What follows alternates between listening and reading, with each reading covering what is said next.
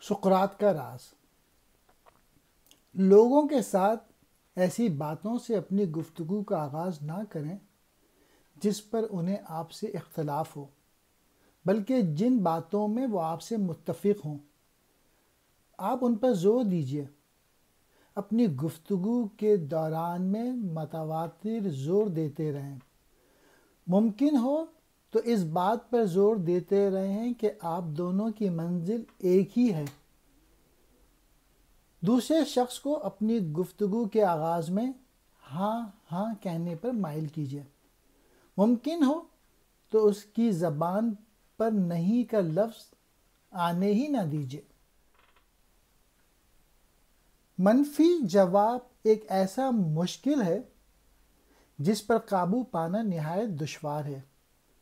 کسی شخص کی زبان سے اگر ایک بار نہیں نکل جائے تو اس کی شخصیت کا تمام تر وقار کا تقاضا یہ ہے کہ وہ اس بات پہ اڑا رہے۔